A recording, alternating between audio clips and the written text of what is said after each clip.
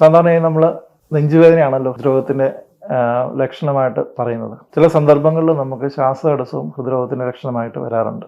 സാധാരണ ഹൃദയത്തിൽ വാൽവുകളുടെ അസുഖങ്ങൾ, അതേപോലെ ഹാർട്ടിൻ്റെ പമ്പിങ് കുറവുള്ള അവസരം, ജന്മനാ ഉള്ള ഹൃദ്രോഗമുള്ളവർ, അതേപോലെ ചില സന്ദർഭങ്ങളിൽ ബ്ലോക്കിൻ്റെ ലക്ഷണമായിട്ടും ഈ ശ്വാസതടസ്സം വരാറുണ്ട്. അപ്പം ഇങ്ങനെയുള്ള ആൾക്കാരിൽ ശ്വാസതടസ്സം രണ്ട് രീതിയിൽ വരാം.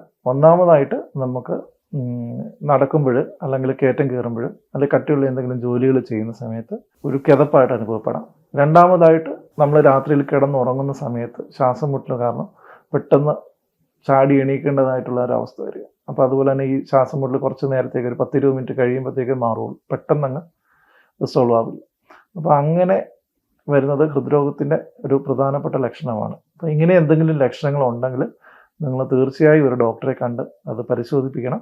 സാധാരണ നമ്മളൊരു ECG എക്കോയും ഒക്കെ എടുത്ത് നോക്കിക്കഴിഞ്ഞാൽ ഹാർട്ടിൻ്റെ ഇടിപ്പും, അതേപോലെ തന്നെ വാൽവിൻ്റെ ഫംഗ്ഷനും, ജന്മനാ എന്തെങ്കിലും ഹാർട്ടിൻ്റെ അസുഖങ്ങളുണ്ടെങ്കിൽ, അതേപോലെ തന്നെ ഹാർട്ടിൻ്റെ ബ്ലോക്കുകൾ ചില സന്ദർഭങ്ങളിൽ ഇതിൽ മനസ്സിലാവും.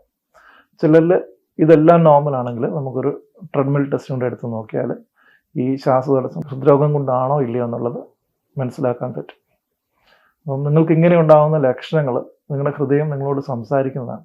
അപ്പം അതിനെ അവഗണിക്കാതിരിക്കുക. നിങ്ങളുടെ ഹൃദയം തുടർച്ചയായിട്ട് ഇരിക്കട്ടെ, ഒരു ബീറ്റ് പോലും മിസ്സാവാതെ.